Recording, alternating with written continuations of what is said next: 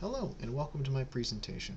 My name is Cameron Riley and today I would like to ask you, have you ever wanted to build a virtual assistant?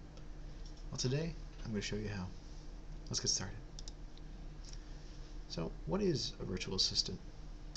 A virtual assistant is somewhat of an umbrella term that we use to describe a lot of things, but today I want to change the definition to, or define the definition I should say, to three main points. Should simulate human decision making in an automatic process that helps the user in question. With this basic definition in set, I would like to move on real quickly to histories of virtual assistants. In 1994, the first instance of the virtual assistant was made in the form of a smartphone, which you can see on the right here. By today's terms, this would not be much of a smartphone, but in 1994, that was the latest and greatest available. It wasn't until 3 years later that you could actually have a conversation like I am to you with a virtual assistant and have it be able to process it in real time.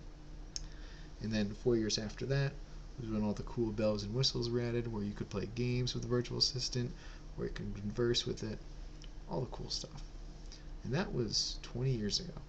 So in 20 years' time, a lot of things have changed, including the ability for really anyone to make one. But a question I'd like to ask you is, who are you making this virtual assistant for? Who is your target audience in question? Is it for yourself and for whatever pleasurable gains you wish to get out of it? Is it for a business sense and you want to make monetary profit from it? Or is it making it for others and it's more of a community-built effort? Knowing your target audience is very important, because knowing what users are going to be using this virtual assistant is important in the design process. So the virtual assistant I like to break up into 4 parts. The first part I'll be talking about is the data processing part. Your virtual assistant will need a lot of data and it will be processing a lot of data, so understanding it and being able to work with it is very important. The next part is the neural network of the virtual assistant.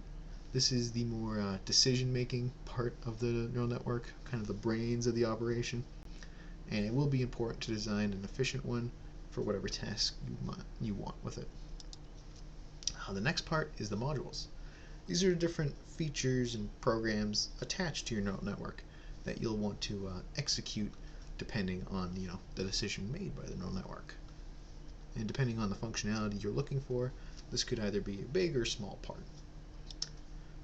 Another part that could be big or small is the user interface. Say if you were to make a virtual assistant just for yourself, like I have today in this demonstration, the user interface isn't a key role, just because the only one using it will be yourself.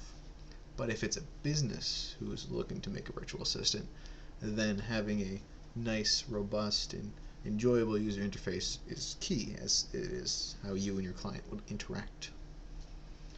With the 4 parts out of the way, I'd like to talk in more detail about each specific part. Starting with the data processing part. While us humans can understand word language, computers cannot. So we have to change our word spoken language into numbers, because that is the language of computers. And the method we can use to do this is word embedding. By changing our words to unique vectors, we can translate it into a digestible form for the computers that can be analyzed through a neural network. How we do this is through word2vec. It's a library in Python which I've used before, and I can highly recommend it to anybody who wishes to do this themselves. It also has capacities for speech to text and text to speech conversions, which will be important for when your user speaks to your virtual assistant and when your virtual assistant speaks back to the user. Another part about the data processing, which is very important, is the data to train the neural network itself. By taking these words and turning them into vectors, we can use that to populate a data set which we will use to train the neural network. But more on training it in a second. First, I want to talk about the neural network in question, and just want to briefly describe what a simple neural network, how it works. In this example, we have 3 layers, the green, the blue, and the purple. and there are circles and lines connecting them. Those circles are called nodes, and the lines weights. The vectors that I was talking about in the previous slide that we got through word embedding, we use those as the inputs. So the inputs will go in there, and then as they go through the weights, a mathematical function will be applied to them, and they'll end up at the node. And then there'll be some sort of summing function or whatever is specified, and then they will continue along their path until all the numbers eventually converse at the end function. And that end function could be whatever you like. For this example, we have a sigmoid function. And here is what this would look like in Python, which is what I used for my own personal neural network, or personal virtual assistant. And then the sigmoid function I'm talking about, if you don't know it, is it's a function that basically takes all the numbers and ranges them between 0 to 1. And the reason we really like this function is because in our neural network prediction, we can kind of use 1 as a yes and 0 as a no.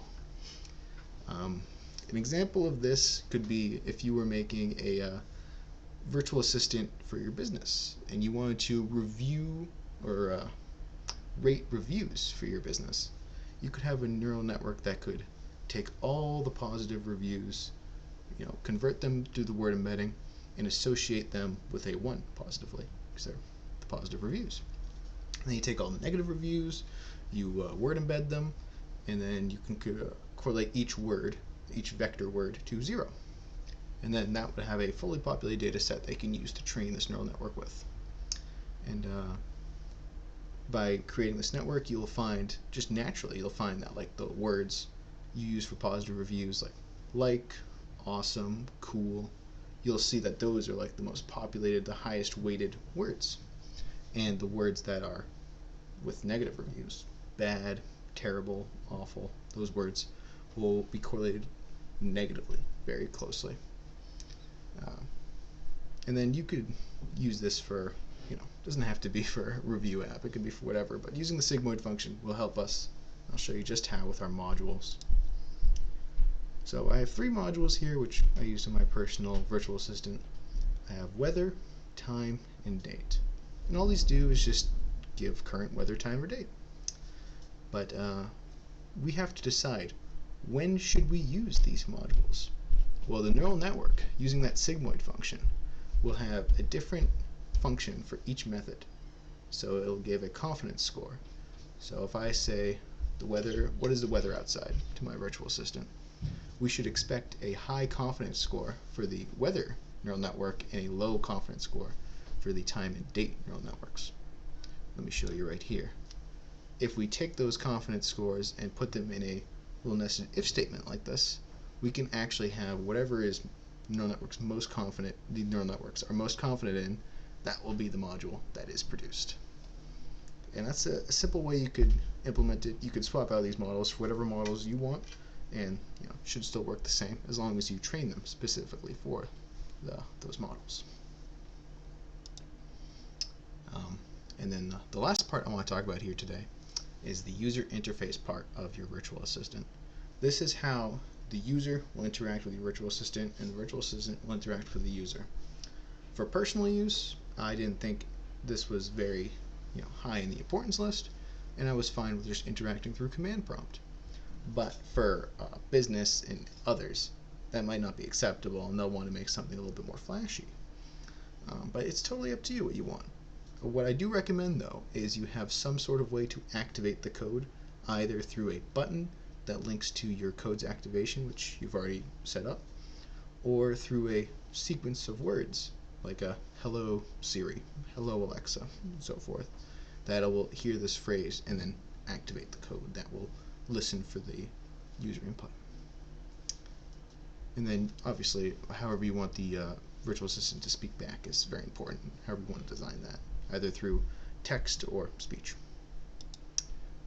And with that, I would like to summarize what we've gone over. We've talked about what a virtual assistant is, some of the early histories of the virtual assistant, components that make up the virtual assistant, some data processing techniques needed, neural networks, a simple one that you could use for your own neural network, for your own virtual assistant, and the process of creating one. Now, I'd like to thank you very much for watching my presentation today. I hope it was informative and enjoyable. Thank you very much.